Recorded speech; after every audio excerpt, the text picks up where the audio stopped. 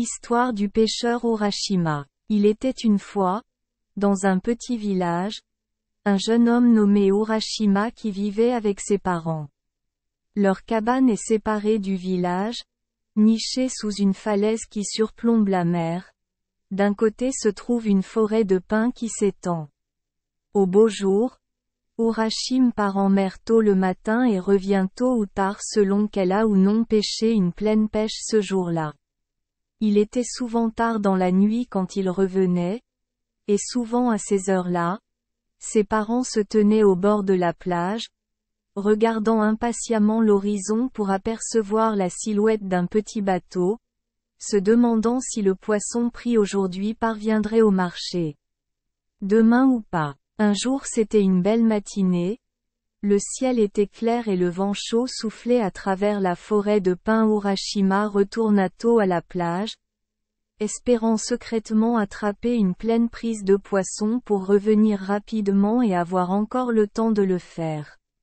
Discuter avec ses amis, des amis du village, mais il n'a pas eu l'occasion de leur parler depuis longtemps. Mais il fut vite déçu. Il a lancé son filet en vain, mais chaque fois qu'il l'attrapait, il se retrouvait avec un filet vide. Il était midi passé et il n'avait toujours pas attrapé de poisson. Il a donc décidé de tenter sa chance une dernière fois et si le filet était encore vide, il rentrerait chez lui, car il semblait qu'il n'avait pas eu de chance aujourd'hui. Mais cette fois, la chance semblait lui sourire. Au moment où il s'apprêtait à remonter le filet, il sentit que ses mains étaient lourdes. Il utilisa toutes ses forces pour tirer jusqu'à ce qu'il aperçoive sa proie. C'était un bar qu'il n'avait jamais vu auparavant. Non seulement il était plus gros que tous les poissons qu'il avait jamais capturés, mais il était aussi si beau qu'Urashima ne cessait de le regarder avec étonnement. Son corps était argenté et la lumière du soleil brillait sur ses écailles, le faisant briller dans un arc-en-ciel de couleurs. Mais la chose la plus belle était les yeux qui ne cessaient de regarder Urashima si tristement qu'il n'avait plus le cœur de l'attraper. D'ailleurs, ce serait dommage d'amener un si beau poisson au marché pour le vendre. Ainsi, Urashima a soigneusement retiré la brème du filet et l'a relâché dans la mer. Comme un éclair de lumière, le poisson sépara les vagues, puis regarda Urashima avec des yeux reconnaissants et plongea. Urashima ramena le bateau jusqu'au rivage, réfléchissant vaguement, incapable d'oublier le regard suppliant dans les yeux du poisson. Il a décidé de ne parler à personne de ce poisson inhabituel. Quoi qu'il en soit, même s'il le disait, les gens auraient du mal à le croire, sinon ils se moqueraient même de lui pour avoir lâché un poisson aussi étrange. Ses parents se tenaient sur le rivage depuis un moment et, voyant leur fils si triste et si silencieux, ils devinèrent qu'il n'avait rien attrapé, alors ils essayèrent de le réconforter en lui disant que le voyage de demain serait plus fluide. Le lendemain, le temps était encore plus beau et Urashima s'embarqua à l'aube. Tout en ramant, il regardait silencieusement le rivage, la falaise, puis la cabane disparaissait peu à peu de sa vue. Au milieu de la baie, il a jeté l'ancre et s'est préparé à lancer son filet. Mais avant qu'il ait pu le faire, il entendit quelqu'un l'appeler par son nom. Urashima, Urashima. Il regarda autour de lui avec surprise, car qui pourrait l'appeler ici, au milieu de vagues comme celle-ci. Il n'a vu qu'une grosse tortue nageant rapidement près de son bateau. Peut-être qu'il t'a appelé? En effet, lorsqu'elle atteignit le bateau, la tortue sortit immédiatement la tête de l'eau et dit en langage humain, « Urashima, le roi de l'eau qui réside au fond de l'océan m'a envoyé ici. Hier, j'ai sauvé votre fille unique. Le roi l'a donc gentiment invité à visiter l'aquarium. Jusqu'à présent, personne n'a eu cette bénédiction. Asseyez-vous sur mon dos, je vous y emmène. » Urashima fut tellement surpris qu'il lui fallut un certain temps pour comprendre ce que disait la tortue. Mais je ne sais pas si je peux croire ce que dit la tortue. Voyant qu'il hésitait, la tortue ajouta. N'aie pas peur. Ma carapace est très grande. Tu peux t'asseoir confortablement. N'aie pas peur de l'eau. L'eau va s'écarter pour nous et tu n'auras même pas blessé. Mouillons-nous. Allons-y. Le roi de l'eau et la princesse attendent. L'idée d'être la première personne à visiter l'aquarium sous-marin l'a vraiment motivé, mais le roi des 4 océans l'attendait aussi personnellement pour l'accueillir. Il n'hésita donc plus, quitta rapidement le bateau et grimpa sur le dos de la tortue. La carapace était effectivement plus grosse qu'il ne le pensait et il pouvait s'asseoir confortablement dessus. La tortue se mit à nager. L'eau s'entr'ouvrit pour leur laisser un chemin étroit. En plongeant, la tortue lui dit. Il faut savoir qu'une fois par an, nous avons le droit de nous promener dans le palais. Ce jour-là, la princesse s'est transformée en barre argentée et nous parce que j'étais la nounou de la princesse avons nagé devant la porte du palais. Hier c'était pareil. Hier encore la princesse voulait s'éloigner du palais, au lieu de nager comme d'habitude. J'ai essayé de dissuader la princesse, mais en vain. Avant que je puisse l'arrêter, la princesse s'est enfuie à la nage, si vite que j'ai perdu sa trace. Comme j'ai été déçue, parce qu'aucune princesse n'a beaucoup d'expérience et ne sait quel danger l'attend au loin. En effet, à son retour, elle était extrêmement paniquée, et c'était une chance pour elle de tomber dans les filets d'une personne au bon cœur comme lui. La prochaine fois, elle sera plus obéissante. Entre-temps, ils arrivèrent dans un jardin aquatique fleuri et parmi les tourbillons devant leurs yeux apparut soudain la porte du palais du roi de l'eau. Oh mon Dieu! Comme c'est beau! La porte est entièrement faite du corail rouge le plus brillant, le toit est recouvert de la nacre la plus pure et les chevrons sont incrustés des perles les plus grosses et les plus blanches des 4 océans. Le palais émettait une étrange lumière bleue qu'Urashima ne pouvait expliquer. Il se retourna. Derrière, l'eau s'était fermée et des groupes de poissons phosphorescents nageaient d'avant en arrière. Comme c'était animé à l'entrée du palais, gros poissons, petits poissons, poulpes, étoiles de mer, sèches, crabes et groupes de langoustes entrent et sortent, mais le plus étrange est qu'à travers le seuil, ils se transforment tous. Ceux qui entraient prenaient immédiatement forme humaine et portaient des vêtements brodés, ou faisaient semblant de représenter les créatures marines qu'ils étaient auparavant. Quant à celles qui sont sorties, elles ont immédiatement perdu leur forme humaine et sont redevenues poissons, étoiles de mer. Quand les tortues sont arrivées à la porte, elles se sont toutes inclinées respectueusement. La tortue s'est également transformée et soudain Urashima a vu à côté d'elle une nounou souriante portant une robe brodée d'images de tortue. Nous arrivons, dit la tortue, ou plutôt la nounou. Aujourd'hui, c'est beaucoup plus animé ici, car toutes les créatures ont fait savoir que nous accueillerons des invités du royaume des humains et que le roi de l'eau et la princesse organiseront une fête. Dépêchez-vous, ne faites pas attendre notre hôte. Ils traversèrent la cour du palais où tout le monde se tenait en groupe, s'inclinant devant lui. Ensuite, ils entrèrent dans le hall principal. Ici, ce n'était pas moins beau que l'extérieur. Partout était recouvert d'une pierre étrange dont Urashima ne pouvait pas reconnaître la forme car elle émettait une lumière bleue qui illuminait tout le palais qu'il avait vu de l'extérieur. À l'entrée, il y avait 5 servantes du palais debout en rangée portant des kimonos brodés de barres argentées. Voyant le jeune homme et la dame tortue, ils se rassemblèrent et les conduisirent à travers le long couloir jusqu'au hall principal. Ici, la princesse et ses serviteurs attendent. La fille du roi Tuiki était la seule à porter une longue robe en soie blanche sans décoration, mais chaque mouvement qu'elle faisait briller et scintiller les plis de sa robe comme de l'écume marine. La princesse salua Urashima avec enthousiasme et, les larmes aux yeux, le remercia de lui avoir épargné la vie. Ensuite, elle le conduisit à travers la pièce pour rencontrer le roi de l'eau. Le roi des quatre mers est si majestueux que personne n'a le droit de le voir.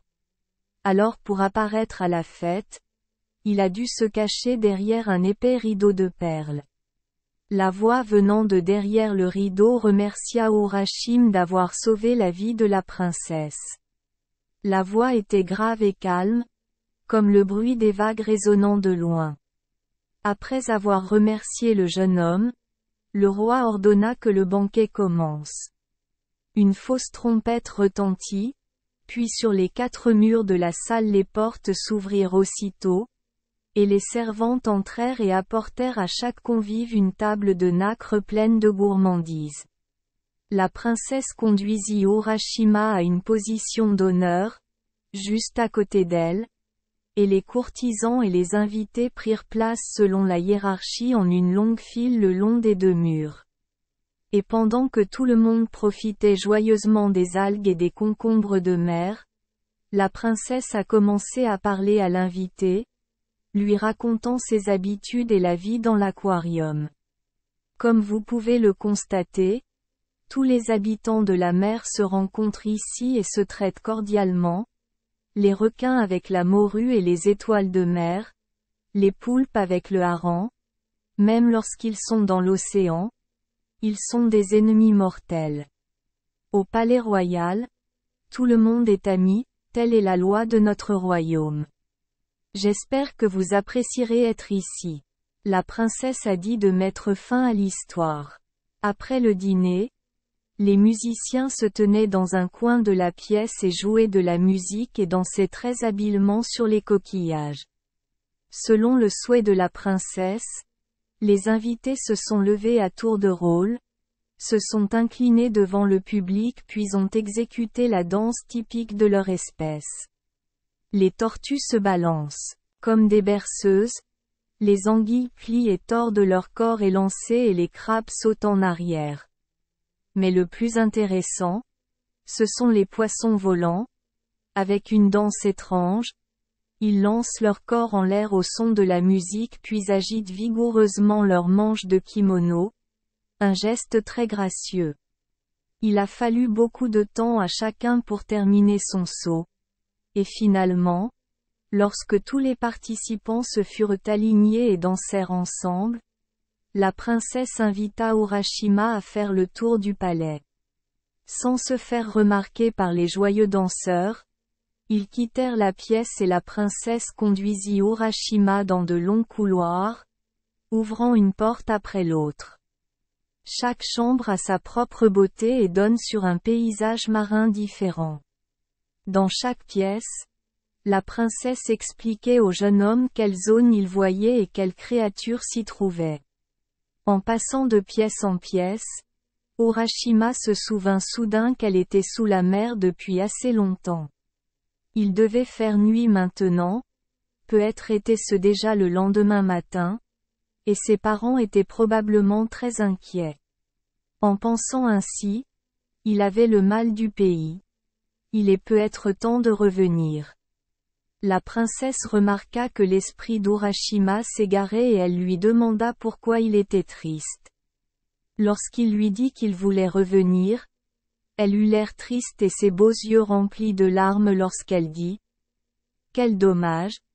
J'espère que tu seras heureux dans notre maison et que tu resteras dans ce royaume pour toujours.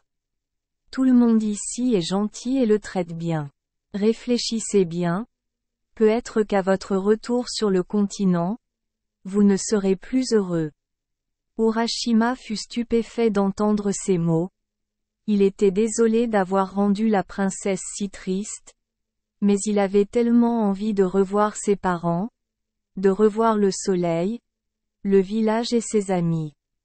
Il remercia donc poliment la princesse pour son offre, mais lui demanda de ne pas se mettre en colère, car en tant qu'humain, il avait seulement l'impression d'appartenir à un pays étranger.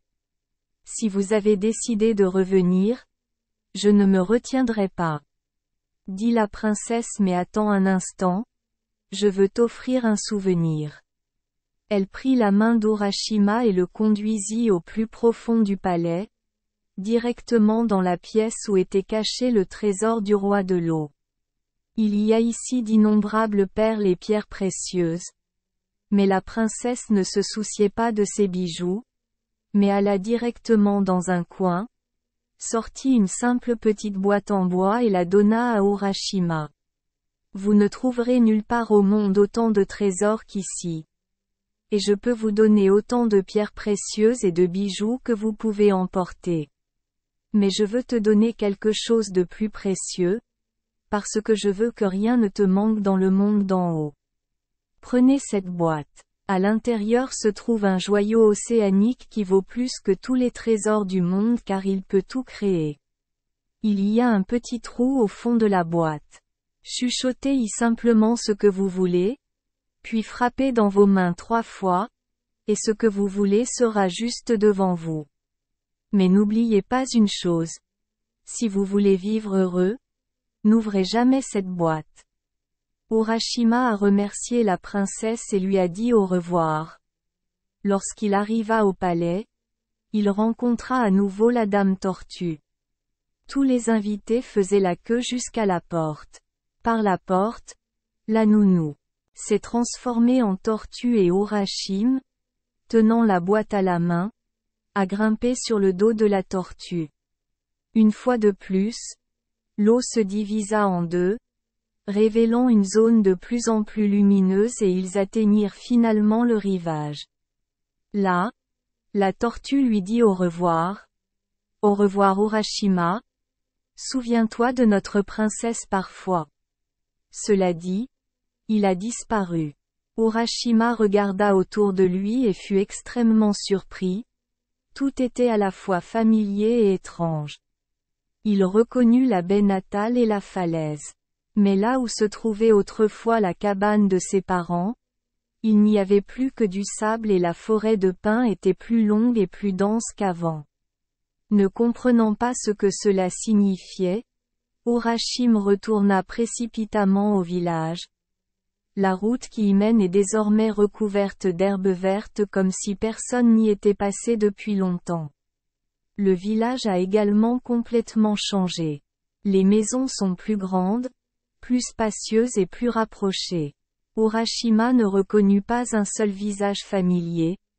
Toutes les personnes qu'il rencontrait lui étaient étrangères. Finalement, l'un d'eux l'arrêta et lui demanda « D'où viens-tu, jeune homme, et qui cherches-tu » Quand Urashima annonça son nom, l'inconnu répondit « Urashima, comme c'est étrange. D'aussi loin que je me souvienne, il n'y a jamais eu personne du nom d'Urashima dans ce village. » De plus en plus de gens se rassemblaient autour du malheureux jeune homme, le regardaient avec curiosité et murmuraient « Ce type est tellement étrange. Personne ne le connaissait, mais il a insisté sur le fait qu'il venait de son village. » Finalement, ils décidèrent d'interroger le sage prêtre dans le temple derrière le village. Le moine fut surpris de voir combien de personnes venaient vers lui, puis il écouta attentivement l'étrange histoire. Urashima, quel Urashima? Je ne connais aucun Urashima, mais j'ai déjà entendu ce nom. Attends, je vais essayer de me souvenir. Et, il se souvient. D'après une vieille légende racontée par mes ancêtres, il y avait un type comme ça. Un jour il partit en mer au milieu d'une journée calme et n'en revint jamais. Son bateau a été retrouvé ancré au milieu de la baie. Mais il ne pouvait rien avoir de commun avec cet Urashima, car cela s'est produit il y a plus de 300 ans. Urashima comprit donc que le temps s'écoulait plus lentement sous l'aquarium que sur Terre. Il raconta à tous ceux qui l'emmenaient chez le moine ce qui lui était arrivé, comment il avait capturé et relâché la fille du roi de l'eau, comment il avait visité l'aquarium sous-marin et comment la princesse avait eu. J'étais tellement inquiet à l'idée de rompre que je lui ai offert un coffret cadeau magique. Cela dit, il pensa soudain que ce ne serait pas une mauvaise idée d'organiser un grand repas pour ses nouveaux voisins et les descendants de ses anciens amis. Il retourna rapidement la boîte, posa sa bouche sur le trou au fond et murmura « J'ai besoin d'un repas pour mes amis ». Puis il frappa 3 fois dans ses mains et immédiatement, devant tout le monde, une table avec des plats délicieux apparut. Tout le monde a été choqué, a remercié Urashima et l'a exhorté à raconter plus d'histoires sous la mer. Il a apporté du papier, de l'encre et du papier de recherche pour écrire sur place cette étrange histoire. Urashima est resté sur la plage où il vivait auparavant avec ses parents. Il a demandé à la boîte. Une petite cabane exactement comme celle que ses parents avaient et y vivaient il y a 300 ans. Mais il ne va plus en mer. D'une part parce qu'il évite de pêcher pour ses amis marins, d'autre part, il n'a plus besoin de pêcher pour gagner sa vie. La boîte lui donne tout ce dont il a besoin. De plus, Urashima n'avait plus le temps d'aller pêcher, car les gens de partout affluaient vers lui pour entendre des histoires sur l'aquarium sous-marin. Les Urashima sont amicaux avec tout le monde et ceux qui sont particulièrement pauvres repartent avec de la nourriture et des boissons et parfois avec de nouveaux vêtements. Bientôt, la nouvelle que le pêcheur avait visité le palais du roi de l'eau et offert des cadeaux aux pauvres parvint aux oreilles du Seigneur. Cet homme a trouvé cela extrêmement étrange. Qui sait? Peut-être que le pêcheur n'est pas un méchant magicien? Il envoya donc 2 fonctionnaires au village de pêcheurs pour enquêter plus en détail et voir si le pêcheur était un filou, un rebelle ou même un magicien. Les 2 fonctionnaires sont montés à bord d'un palanquin et ont voyagé pendant 3 jours jusqu'à atteindre une cabane sur la plage. Urashima les salua respectueusement et leur raconta également ce qui lui était arrivé dans l'aquarium. Les 2 fonctionnaires écoutèrent mais furent remplis de doutes. Ils secouaient la tête avec doute et finalement l'un d'eux demanda. Alors la boîte? Peut-elle être transformée en argent? La princesse a dit que la pierre précieuse ici est une pierre précieuse qui peut tout créer, y compris l'argent. Répondit Urashima, souhaitant un tas d'argent blanc. Puis il frappa 3 fois dans ses mains, et un tas d'argent apparut devant les 2 fonctionnaires étonnés. Alors le haut fonctionnaire dit, « Ici, seul le Seigneur a le droit de gagner de l'argent. Vous avez enfreint cette loi? Alors j'ai confisqué la boîte. Nous verrons immédiatement quelle pierre de mer vous avez cachée ou quel tour de magie vous y avez. » Urashima eut peur et dit aux 2 fonctionnaires de ne pas ouvrir la boîte, car la princesse le leur avait dit. Mais ces 2-là répondirent. Le Seigneur nous a donné le pouvoir de vérifier soigneusement. Ainsi, seuls vos mots sont importants, pas ceux d'une autre princesse poisson. Ils ont utilisé toute leur force pour ouvrir la boîte. Lorsque le couvercle s'ouvrit enfin, ils trouvèrent une 2e boîte parsemée de perles. Les fonctionnaires l'ont sortie et l'ont examinée sous tous les angles. Voyant cela, Urashima s'agenouilla devant eux et supplia. « S'il vous plaît, ne l'ouvrez pas. S'il vous plaît, ne l'ouvrez pas. » Mais les 2 responsables n'ont pas eu besoin de l'ouvrir. Le couvercle de la boîte s'est détaché tout seul, seulement pour voir un filet de lumière bleue, puis une fumée blanche sortir de la boîte. À ce moment, les pièces d'argent s'évaporèrent et lorsque la fumée toucha Urashima, il se transforma soudainement étrangement. Son visage était soudain plein de rides, ses cheveux étaient blancs, la peau de ses mains était ridée. Et en un instant, Il est devenu un vieil homme malade. Il est tombé et a arrêté de respirer. Effrayés, les deux fonctionnaires se sont écartés et ont laissé tomber la boîte. Dès lors, le sable s'est précipité, se déversant, de plus en plus vite et de plus en plus abondant jusqu'à ce que la boîte, le corps d'Urashima, la cabane, la plage, la falaise, la forêt de pins et les deux fonctionnaires soient ensevelis sous le sable. Merci les enfants des Esperluette Croisillon 39. Avoir écouté des contes de fées au jour Esperluette Croisillon 39. 8. Espérons que les histoires apporteront aux enfants des moments heureux et significatifs.